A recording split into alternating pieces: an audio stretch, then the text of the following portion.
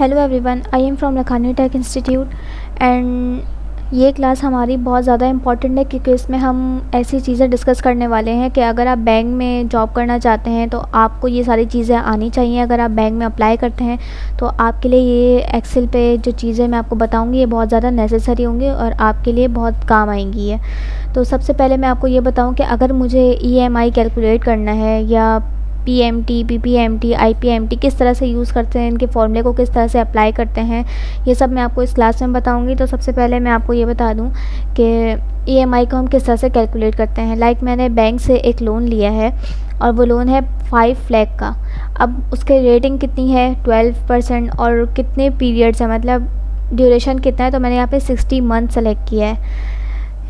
तो इस तरह से मैं आपको ये समझाऊंगी कि हम EMI किस तरह से निकाल सकते हैं। देन EMI जब हम कैलकुलेट कर लेंगे तो उसमें पेमेंट टर्म किस तरह से यूज़ करेंगे और PPMT किस तरह से यूज़ करेंगे, IPMT किस तरह से यूज़ करेंगे, ये बहुत ज़्यादा इंपॉर्टेंट है आपके लिए। और ये कैलकुलेशन बहुत ध्यान से करनी होती है क्योंकि अगर इसमें सिंगल मिस्टेक भी होती है फॉर्मूले में तो हमारी सारी कैलकुलेशन रॉन्ग हो जाती है।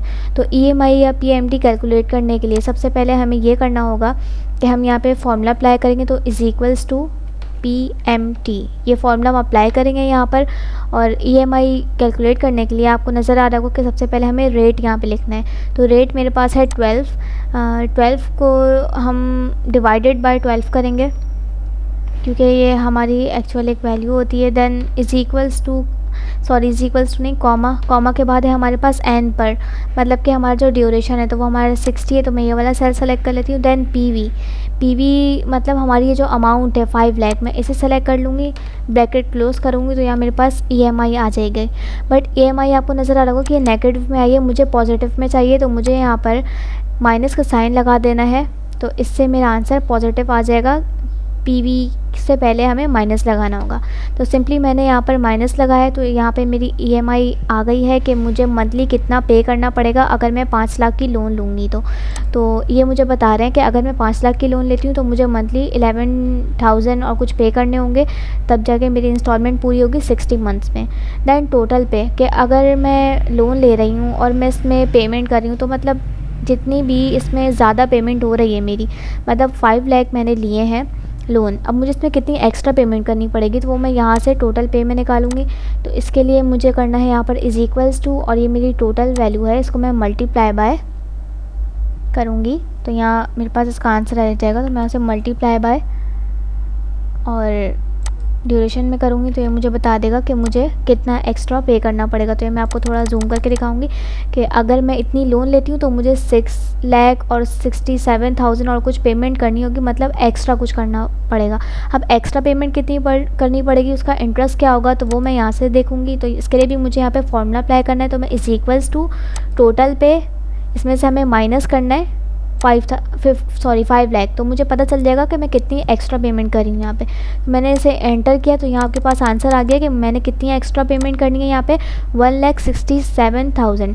अब ये समझने वाली कैलकुलेशन है कि अगर हम 5 लाख का लोन लेते हैं तो इसके लिए हमें टोटल पेमेंट जो करनी होगी वो 6,67,000 और कुछ पेमेंट करनी होगी।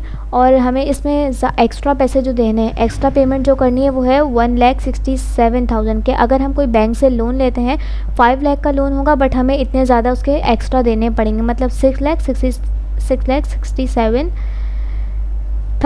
तो इस तरह से ये कैलकुलेशन होती है। तो अगर आप ये कैलकुलेशन में कुछ भी रॉन्ग कर देंगे तो आपकी हर एक चीज़ गलत हो जाएगी यहाँ पे। तो अगर हमें बैंक में जॉब करनी है, कहीं ऐसी पोस्ट पे हम कि हमें कैलकुलेशंस आनी चाहिए, तो इसके लिए ये PMT, PPMT और IPMT बहुत ज़्यादा इंपॉर्टेंट होता है जो आपको आना चाहिए ठीक से। देन इसके बाद हमने यहाँ पे टोटल पे और इंटरेस्ट टेकआउट किया है।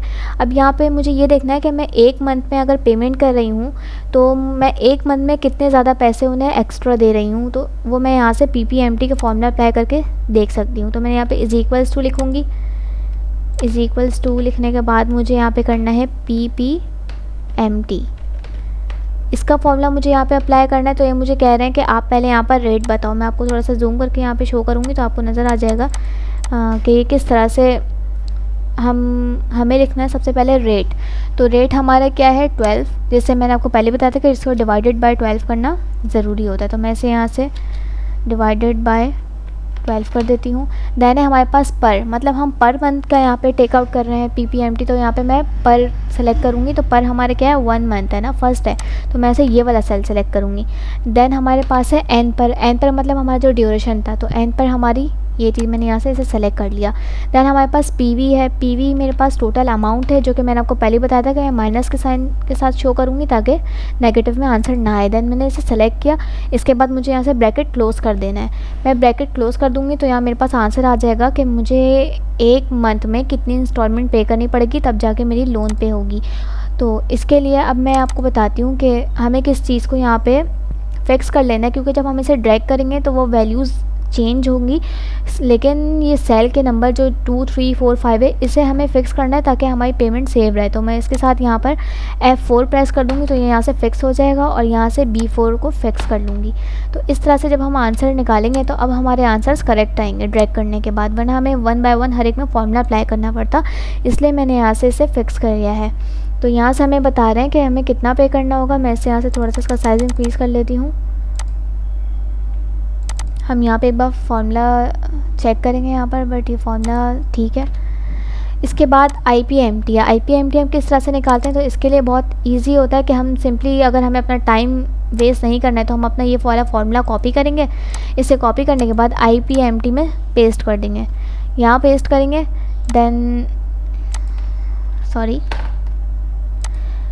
और सेकंड मेथड इसका होता है, अगर हमें यहाँ पर IPMT का फार्मूला टेकआउट करना है तो मैंने IPMT का फार्मूला ओपन किया है। इसमें हमें रेट बताना है, तो रेट वगैरह हमारा सब कुछ यहाँ से वही होगा। तो मैं यहाँ से अगेन आपको बता देती हूँ कि हम रेट क्या सेलेक्ट करने वाले थे। हमारा रेट ये रहा, डिवाइडेड बाय 12। इसे हम जल्दी जल्दी सॉल्व करेंगे। देन पर 1, देन कॉमा n पर हमारी टोटल ड्यूरेशन, देन PV है तो इसे हम माइनस के साइन के साथ शो कर देंगे PV। हम अपना ब्रैकेट यहाँ पर क्लोज़ कर देंगे, तो यहाँ मेरे पास IPMT भी आ जाएगी। सिंपली मैं इसे भी ड्रैग करूँगी, इसका भी मेरे पास यहाँ पर आंसर आ जाएगा। हमें इसे फ़िक्स करना है सबसे पहले, नहीं तो हमारा आंसर यहाँ पे गलत आएगा। तो फिक्स करने के लिए मैंने आपको पहले बताया था, F4 प्रेस करेंगे तो हमारी वैल्यूज़ फ़िक्स हो जाएंगी जो हमें फ़िक्स करनी है। इसे अगेन मैं यहाँ से डिलीट करूँगी, देन ड्रैग करूँगी, तो यहाँ मेरे पास इनका आंसर आ जाएगा इस तरह से।